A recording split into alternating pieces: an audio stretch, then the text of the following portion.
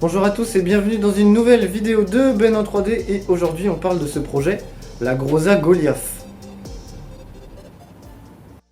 Alors pour parler de cette Groza Goliath, ça n'est ni plus ni moins qu'une AK Bullpup, donc une AKSU Bullpup. Alors c'est pas tout à fait une Groza pour la simple et bonne raison qu'il y a eu pas mal de modifications esthétiques. Du coup on pourrait résumer ça à si la Groza avait été faite ou modernisée, qu'est-ce que ça aurait donné? Voilà ce que ça donnerait, une Groza un petit peu sous stéroïde, très modernisée, moi je trouve ça très sympa. Le grip lui rajoute un vrai truc vraiment sympa. Je remercie d'ailleurs Tactical Index. La petite subtilité par rapport à une Groza standard, du coup ça va être le kit avant, qui est du coup un kit Goliath en fait. Le kit Goliath, pour ceux qui ne connaissent pas, c'est un garde-main d'AKSU avec justement ce quadruple rail. Vous voyez une photo juste à l'instant. Et en fait, la personne, elle voulait une Groza, mais avec ce kit. Et du coup, je lui dis, c'est possible, allons-y, modélisons. Et après quelques heures de modélisation, du coup, on est arrivé à ce résultat. Voilà. Le cache-flamme, il est rallongé de 3 cm.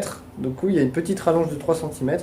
Le carry handle est inchangé, mais il devient propriétaire à cause du standard de la réplique qui est un peu chiant et qui implique de garder la mire, en fait. Donc du coup, tout ce kit, il a été reconçu pour conserver la mire de l'AKSU, qui est une AKSU Sima Marui, donc standard Marui, ce n'est pas une standard VFC comme les AKSU et les Groza que j'ai l'habitude de fabriquer habituellement. Voilà, mais vraiment quand on regarde comme ça, on dirait vraiment un Baby Shark 12. Moi je trouve ça super sympa, vraiment.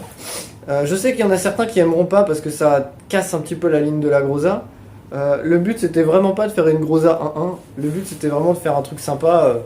Vraiment custom. Donc voilà.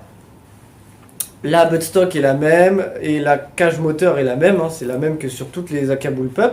La petite subtilité sur cette réplique là comparée à d'autres, c'est que c'est la première réplique faite par mes soins qui est équipée d'un nouveau MOSFET optique du coup programmable. Optique programmable. L'ancien était programmable mais il n'était pas optique. Le réglage du cycle se faisait en millisecondes, du coup pour ceux qui ne connaissent pas les gates Merf et les gates Warfet, le cycle se règle en millisecondes. Là, sur ce MOSFET, le cycle est optique, vous avez un capteur sur les gears qui capte votre cycle. Du coup vous avez un cycle parfait. La gâchette est déportée, mais votre cycle il est toujours parfait. La sécurité, il n'y en a toujours pas, elle est mécanique, mais elle est toujours placée devant du coup. Et donc là on est placé en semi. Et pour vous montrer du coup, donc c'est un MOSFET T238, je les remercie encore. Par contre, sur toutes les répliques complètes sur le site web, à la sortie de cette vidéo et depuis déjà quelques jours, la plupart des projets ont été mis à jour. Dans la description, vous allez voir que maintenant votre sélecteur est actif et vous avez le choix entre Safe, Semi, Full Auto. Pour ceux qui voudraient toujours le MERF, je vous invite à juste le marquer dans les commentaires lorsque vous passez votre commande. Comme elle a un nouvel optique, on va passer au test de tir. La batterie qui est dedans, c'est une 7.4 1450 mAh, c'est une 25C. Donc ne mettez pas de 11.1 là-dedans, ça ne sert à rien. Toujours pareil, de la 7.4, de la 7.4 et de la 7.4. La NIMH, j'ai un avis assez tranché là-dessus. Si vous avez que de la NIMH, vous pouvez faire tourner à la NIMH. Je vous conseille vivement de rester sur de la 7.4. Donc là, on va être du coup en semi. Et du coup, juste pour vous montrer...